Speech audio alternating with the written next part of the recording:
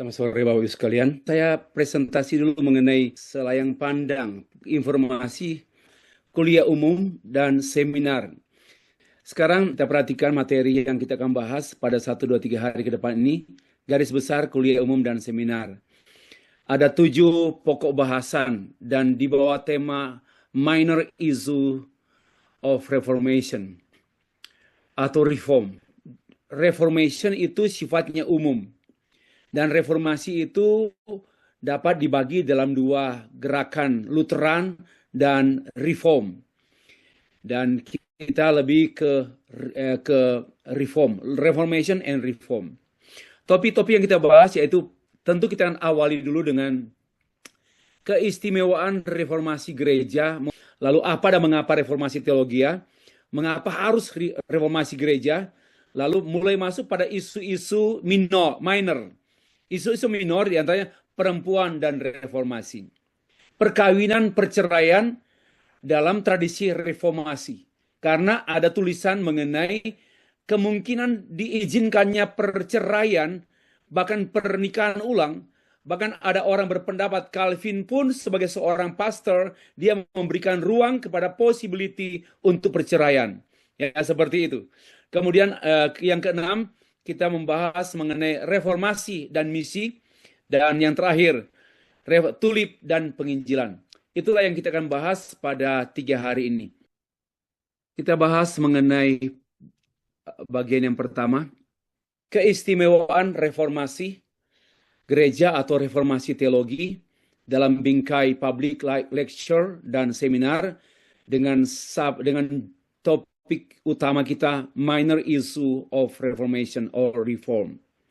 Pada hari ini tanggal 29 Oktober 2025, di mana kita boleh menikmati satu proses belajar bersama yang difasilitasi oleh Staf Sekolah Tinggi Agama Kristen Reform Remnant Internasional. Bapak Ibu sekalian, kita awali dengan pembacaan satu bagian Alkitab, Roma pasal 1 ayat 16 dan 17. Ini merupakan teks yang sangat familiar untuk kita sekalian. Dan ini juga yang Tuhan pakai untuk membuka mata hati Martin Luther tatkala dia dalam ketakutan menghadapi pengajaran pemikiran tentang hukuman Allah, ya, karena tidak ada cara lain untuk diselamatkan. Dengan segala upaya yang dia tempuh, ternyata tidak ada jalan lain, tidak ada jalan, hanya jalan dari Tuhan. Pada waktu dia membaca Roma pasal 1 ayat 16-17, dia kemudian matanya dibuka oleh Tuhan, pekerjaan Roh Kudus tentu. Mari kita membaca bersama-sama. Saya dengan bersuara, Bapak Ibu tidak bersuara. Demikian firman Tuhan. Sebab aku mempunyai keyakinan yang kokoh dalam Injil. Karena Injil adalah kekuatan Allah yang menyelamatkan setiap orang yang percaya, pertama-tama orang Yahudi, tetapi juga orang Yunani. Sebab di dalam Injil nyata kebenaran Allah yang bertolak dari iman dan memimpin kepada iman, seperti ada tertulis, orang benar akan hidup oleh iman. Baik, kita perlu menjawab pertanyaan, mengapa merayakan hari reformasi? Nampaknya sejauh saya menjadi dosen 30-an tahun lebih, 33 atau 34 tahun, terjadi degradasi. Reformasi sepertinya telah dihilangkan atau mungkin dilupakan oleh banyak gereja. Bahkan ada yang membenci. Seperti yang saya mendengar, jangan mengundang Dr. Steffrey karena beliau reform. Kenapa? Bukan saya dibenci. Yang dibenci itu reform. Jangan mengundang lagi. Jangan mendatangkan dia ke Malaysia. Karena dia reform. Berarti memang sangat tidak menyukai reform. Seperti itu. Hampir tidak ada gereja-gereja, dan yang berikut, hampir tidak ada gereja-gereja Pantekosta dan Neo-Pantekosta. Neo-Pantekosta itu bahasa resmi dari kata karismatik yang merayakan hari reformasi. Sejauh yang saya tahu, sejauh yang saya tahu, tidak ada satu gereja gereja Pantekosta, Pensterbeving yang merayakan hari reformasi. As long as I know, ya, seperti itu. Kalau ada, ya Bapak Ibu yang tahu, tapi saya nggak tahu. Dan jelas hampir tak terdengar. Lalu tanya, apa yang kita perlu rayakan pada reformasi ini? Mengapa orang tadi tidak tertarik dengan reformasi, tidak merayakan reformasi? Lalu, oke, ada yang merayakan, tapi saya mau tanya, apa yang dirayakan pada reformasi ini? Ya, tanggal 31 Oktober, mengingat rayakan reformasi, apa yang dirayakan? Apa yang istimewa dengan peristiwa reformasi, termasuk teologi reform, yang sudah berusia 508 tahun sampai hari ini? Apa yang kita lihat keistimewaannya?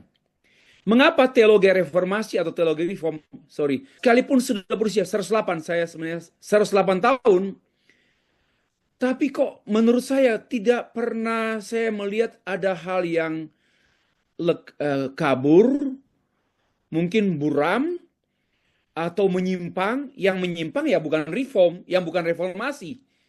Tetapi sampai sejauh yang saya tahu, dan juga data-data buku-buku yang tidak ada pengaburan, pelunturan pemikiran teologi reformasi selama 508 tahun.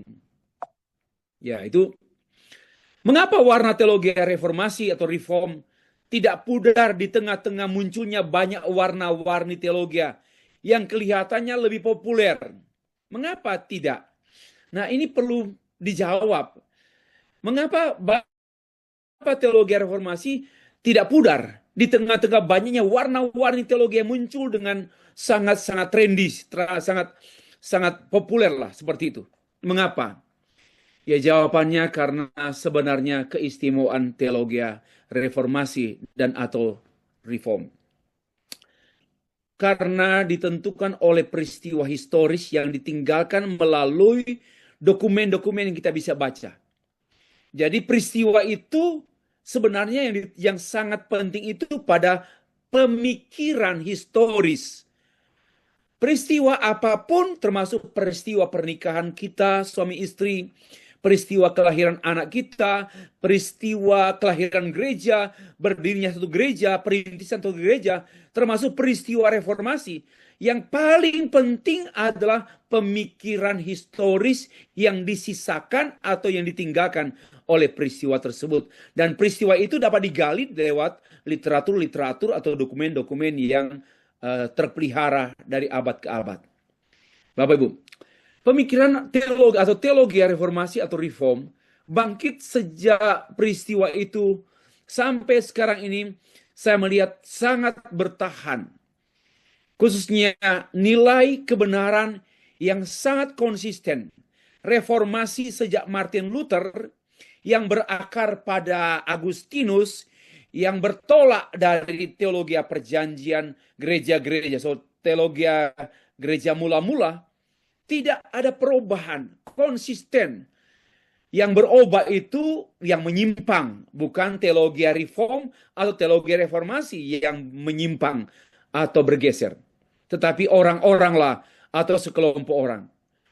Nah, bukan hanya pemikiran reformasi atau reform yang juga bertahan, bahkan sampai menebus banyak tembok-tembok di segala bidang, menembus tembok politik, ekonomi, budaya, tembok pendidikan, tembok spirit zaman, diterobos oleh teologi reformasi dari abad ke abad.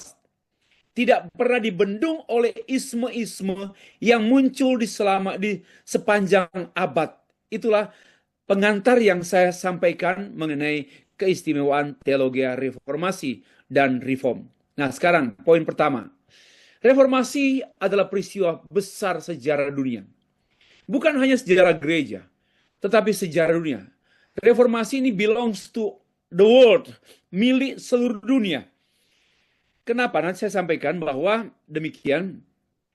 Peristiwa reformasi abad 16 adalah peristiwa besar yang terjadi di Jerman, dan itu dicatat oleh sejarah Jerman, satu peristiwa besar di Jerman, tapi juga bukan hanya di Jerman, di Eropa, di Inggris, di Belanda, di Prancis, di Swiss, di banyak negara di Eropa, lalu gelombangnya sampai ke Tarutung, sampai ke Indonesia, sampai ke Grogol, gemanya sampai sekarang, gelombang reformasi. Dari abad 16, kemudian abad 17, 18, 19, sampai awal abad 21 ini. Gelombangnya terus membesar pengaruh daripada reformasi. Reformasi menjadi salah satu peristiwa utama yang melepaskan gereja dari dunia kegelapan, dari peristiwa di mana tatkala waktu itu gereja dikepung oleh kekafiran pada abad-abad pertengahan yang dikuasai oleh paus dan kepausan dengan semua sistem kepausan, sistem gereja yang mengedepankan dogma-dogma gereja, mensejajarkan kekuasaan paus menjadi dogma gereja dan menenggelamkan Alkitab, Scripture sebagai one and only sumber pemikiran dan perilaku gereja semestinya. Reformasi memengaruhi wajah, bukan hanya gereja, tapi mempengaruhi wajah dunia Eropa dan dunia seluruhnya dengan gemanya until now. Dan ditulis dalam ensiklopedia. Reformasi menjadi kekuatan dan juga sangat berkontribusi besar bagi perkembangan peradaban moral dunia manusia pada abad yang ke-17. Walaupun memang terjadi kemerosatan juga, kemudian kebangkitan ateisme. Namun bagaimanapun dunia tetap masih dikontrol oleh reformasi dan termasuk khususnya teologi reformasi. Reformasi secara khusus teologi reform bahkan banyak memengaruhi sistem pemerintahan sejumlah negara di dunia. Amerika dipengaruhi oleh reformasi, oleh reform, Luther, Jerman, Skotlandia, Inggris. Dan negara-negara besar ini membawa ilmu ke banyak negara dunia dan juga memengaruhi. Maka itu akar segala perkembangan dunia ini berakar pada reformasi. So, reformation is very, very special. Tapi sayangnya sudah mulai dilupakan, sudah mulai ditinggalkan, bahkan diganti dan tidak diingat-ingat oleh gereja. Padahal itu kekayaan yang diberikan Tuhan kepada dunia, kepada gereja, yaitu reformasi. Yang kedua, reformasi peristiwa terbesar sejarah gereja. Tadi peristiwa besar. Saya juga membesar-besarkan peristiwa besar sejarah dunia. Sekarang peristiwa terbesar sejarah gereja. Yang terbesar sejarah gereja kok dilupakan. Ironis sekali. Sangat ironis. Nanti saya akan tutup pada kesimpulan satu tamparan untuk kita. Setelah peristiwa Pentakosta, maka peristiwa yang terbesar after Pentecostal event, yaitu ada peristiwa reformasi. Peristiwa Pentakosta, pencurahan Roh Kudus, lahirnya gereja, baru gereja dikotori berabad-abad lalu dibersihkan oleh Tuhan melalui reformasi. Maka itu merupakan turning point, titik berangkat lagi yang kedua, yaitu peristiwa reformasi. William Cunningham menulis demikian, satu tulisan yang saya baca, Reformation of the 16th century was the greatest event or series of events that has occurred since the close of the canon of the scripture. Jadi reformasi itu satu peristiwa yang terbesar, dari satu rentetan peristiwa yang muncul setelah Alkitab ditutup canon. Hanya 66 kitab. After that, tidak ada kitab lagi. Hanya itu saja kitab suci. Dan after itu, peristiwa terbesar muncul lagi, yaitu reformasi. Sangat penting. Sangat penting. Bapak Ibu. Karena itu teologi reformasi dan reform adalah teologi sebagai kelahiran kembali, titik berangkat satu paradigma teologi Protestan seluruh dunia. Yang ketiga. Reformasi adalah peristiwa menandai perubahan sejarah dunia dari abad pertengahan ke abad modern. Transisi. The Reformation was the turning of the medieval ages to the modern ages. Dari dunia statis, selama abad 7, 8, 9, 10, 11, 12, 13, dunia statis, nggak ada kemajuan berarti. Hanya penemuan mesin cetak oleh seorang Belanda. Dan selama 7 abad dunia statis. Kenapa? Dikepung oleh gereja yang bodoh, dibodohi oleh karena kekuasaan gereja yang mengganti kekuasaan Tuhan. Ya itulah saya katakan bodoh, karena nggak ada kemajuan. Coba ya, Pada abad 17, 18, 19, 20, kemajuan dunia luar biasa, science and technology berkembangnya sangat luar biasa setelah peristiwa reformasi. Tapi sebelum peristiwa reformasi, pada abad 7 sampai abad 15, dunia dalam keadaan statis dan reformasi membangkitkan satu not only spirituality but also science and technology. Pengaruh John Calvin mendorong perubahan peradaban modern menjadi agresif, dinamis di segala bidang iptek. Humanism and Reformation menjadi bersama-sama membebaskan manusia dari kegelapan yang dikepung oleh sempitnya, piciknya, dan menyimpangnya gereja di bawah kekuasaan paus dan kepausan. Keempat, reformasi Martin Luther memengaruhi intelektualitas era modern. Ini keistimewaan. Reformasi membebaskan dunia dari kegelapan pada abad pertengahan seperti yang saya sebut tadi, di mana oleh karena ketentuan gereja, maka Galileo Galilei didisiplinkan, dikucilkan oleh gereja, yang mengatakan bahwa bumi ini bulat.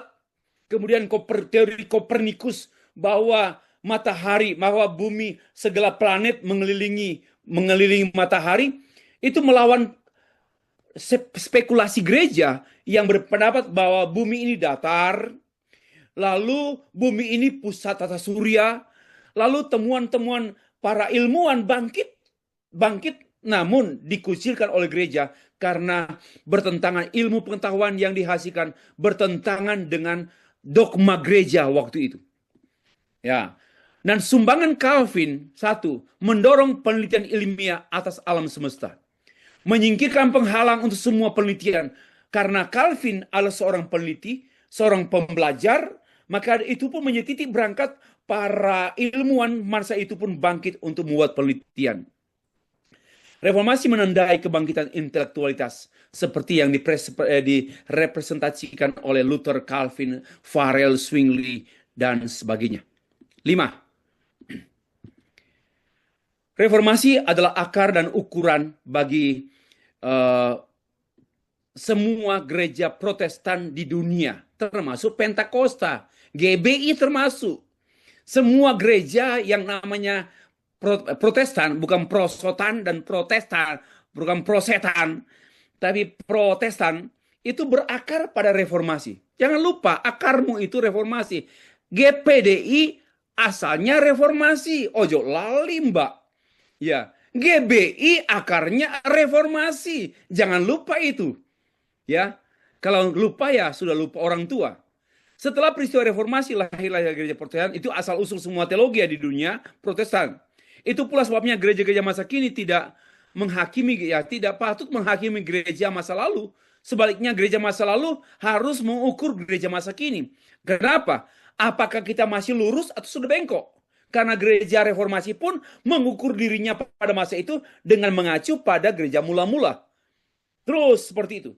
Tidak ada yang baru pada reformasi, karena reformasi adalah satu kebangkitan ulang teologi gereja mula-mula. Teologi gereja para rasul, yang dikuburkan pada abad-abad selanjutnya, yang kemudian dibangkitkan oleh Agustinus pada abad 5, 6, 7, tapi dikuburkan lagi oleh para teolog-teolog yang sempalan dan terlalu menekankan keilmuan, kurang memberi perhatian kepada Injil, kepada Alkitab, karena menekankan pada filsafat, pada sains. Akhirnya terus, tetapi kemudian pada reformasi, Tuhan membangkitkan teologi itu melalui Luther dan semua konco-konconya. Apakah gereja-gereja masa kini masih setia pada apa ajaran reformator? Apakah masih memiliki spirit pembahasan? Apakah masih memiliki spirit yang pembaharuan, rekonsiliasi, restorasi, reformasi? Nanti baca bukunya Profesor Aritonang tentang aliran-aliran gereja, halaman 74. Bapak Ibu yang dikasih Tuhan. Poin yang ke-6. Reformasi adalah rujukan studi teologi sepanjang masa. Reformasi membebaskan gereja dari subjektivitas pemimpin gereja dan mengembalikannya pada Alkitab. Joseph Tong mengajarkan 3 aspek paradigma reformasi. 1. Reformasi itu peralihan pusat. Pusat perhatian dari teologi yang terlalu menekankan gereja itu dogmatis kepada aktivitas akademik. Terjadi keterbukaan pada abad 16. Dulu dikungkung. Dulu membaca Alkitab dilarang. Hanya para imam. Juga berdiskusi teologi dilarang. Hanya oleh para klergy. Tapi kemudian setelah reformasi, terjadi kehausan dan orang berlomba-lomba belajar. Dan disitulah terjadi peningkatan mutu akademik, aktivitas akademik. Nah, kemudian perubahan dari struktur organisasi yang berorientasi pada tradisi gereja kepada penafsiran Alkitab. Ada keterbukaan. Dulu kan nggak boleh sembarang nafsir Alkitab. Hanya pemimpin gereja. Dan kemudian akhirnya semua orang percaya imamat yang rajani bisa membaca Alkitab dan bisa menafsirkan tentu dengan kaidah-kaidah penafsiran. Perubahan orientasi gereja kepada sakramen, keterbukaan ke sakramen itu dulu sangat terbatas dan sangat dimanipulasi untuk kepentingan politik gereja. Tapi sekarang menjadi pelayanan yang nyata untuk umat Allah. Ketujuh, reformasi adalah penemuan kembali sejumlah mata rantai teologi gereja yang hilang di abad pertengahan. Teologi ortodoks yang sebenarnya standar. Teologi ortodoks itu teologi abad 1, abad 2 yang menjadi standar gereja, standar teologi gereja yang kemudian diselewengkan dan dibuangkan oleh gereja-gereja pada abad 3, 4, 5, kemudian jatuh lagi. Nah, kemudian pada reformasi para reformator menemukan apa yang dihilangkan atau dikuburkan oleh para teolog kurang ajar, teolog yang betul-betul tidak memiliki hati Injil, hati Alkitab, tidak serius dengan Tuhan, mungkin hanya ilmuwan. Mereka mulai menemukan dan menggalinya pada tokoh Agustinus, muncullah teologi Alkitab, teologi anugerah, teologi pembentangan oleh iman, teologi jasa Kristus, teologi kemuliaan Allah. Inilah tema-tema teologi yang muncul di permukaan reformasi yang ditampilkan oleh sejumlah reformator, di antaranya yang mengemuka yaitu Luther dan kemudian oleh Zwingli dan juga oleh Calvin dan sebagainya. Reformasi adalah peristiwa multi konteks, ini yang terakhir. Reformasi bukan hanya peristiwa agama, melainkan peristiwa dalam segala aspek budaya, peristiwa sosial, politik, ekonomi. Bukan hanya satu konteks sosial, ekonomi, budaya lokal Jerman, tapi juga dunia. Jadi berbicara reformasi itu sangat kompleks, bukan hanya satu mata uang, tapi banyak mata uang, banyak sisi dari banyak mata uang. Sejarawan Jerman namanya Leopold von Ranke, saya tidak tahu cara membaca Jermannya. Reformasi sebagai peristiwa integrasi antara gereja, politik, sosial, dan budaya. Jadi reformasi bukan hal yang dangkal. Bukan hanya satu agenda gereja semata. Tapi reformasi adalah satu agenda yang multi-agenda. Tapi di bawah kontrol. Only one agenda. God's agenda. Ya, membersihkan gerejanya. Pada satu sisi agenda-agenda sosial, ekonomi, budaya, politik menjadi kendaraan. Karena Luther juga menggunakan semua sisi. Sosial, ekonomi, budaya, politik, pendidikan. Untuk dia jadikan kendaraan Injil diberitakan. One side. Tetapi another side juga para budayawan, orang-orang yang menekuni di bidang sosial, politik, memanfaatkan reformasi Luther untuk keluar dari cengkeraman gereja. Jadi saling memanfaatkan. Ya, contohnya penerjemahan Alkitab dalam bahasa Jerman. Wah, itu bukan hanya rohani, itu aspek politik, ekonomi, aspek budaya, aspek sosial, antropologi orang Jerman. Sehingga Martin Luther bahkan disebut bapak bahasa Jerman, karena dialah yang mempopulerkan bahasa Jerman menjadi bahasa nasional. Penutup. Sesungguhnya ia membuat peristiwa dan pemikiran reformasi menjadi sangat istimewa adalah firman Allah. Karena sebenarnya reformasi itu adalah reformasi Alkitab. Reformasi firman Allah. Bukan reformasi gereja saja, bukan reformasi teologi, Tapi inti gereja, inti Alkitab, inti teologi maksud saya, yaitu Alkitab, firman Allah. Karena itulah sebenarnya yang membuat istimewa reformasi itu, yaitu Alkitab. Jangan lupa. Jangan terlalu mengedepankan reformasi. Lupa pada jantungnya reformasi, yaitu Alkitab. Nah, firman Allah. Yang kedua, orang Kristen yang melupakan reformasi, memandang rendah reformasi, adalah orang Kristen yang menolak pekerjaan Tuhan. Reformasi itu hasil pekerjaan Tuhan, bukan pekerjaan Luther. Luther hanya alat, hanya instrumen. Itu pekerjaan Tuhan. Bagaimana mungkin satu orang melawan ribuan orang? Bagaimana mungkin Luther hanya seorang ilmuwan melawan sistem politik, sistem gereja yang sangat ketat? Bagaimana mungkin melawan arus zaman yang begitu luar biasa? Itu adalah pekerjaan Tuhan. Tuhan membersihkan gerejanya. Tuhan mengembalikan gerejanya kepada dirinya, kepada firman-Nya, kepada natur gereja sebenarnya. Itu pekerjaan Tuhan. Maka itu orang-orang sekarang ini, gereja, hamba Tuhan, jemaat yang gak perlu reformasi sebenarnya meludahi pekerjaan Tuhan. Jahat sekali, kotor sekali. Orang yang anti reformasi adalah orang yang tidak menghormati Tuhan, yang bersejarah dalam peristiwa sejarah reformasi. Bapak Ibu yang dikasih Tuhan. Dan biasanya orang seperti itu hancur. Gereja yang dipimpin oleh orang seperti itu jadi liberal. Gereja yang dipimpin oleh orang itu akhirnya pecah, hancur. Nanti saja. Pasti hancur. Pasti rusak. Orang Kristen yang melihat keistimewaan reformasi dan mengalami keistimewaan reformasi adalah orang Kristen yang sedang dipakai Tuhan. Demikianlah presentasi, terpujilah Tuhan.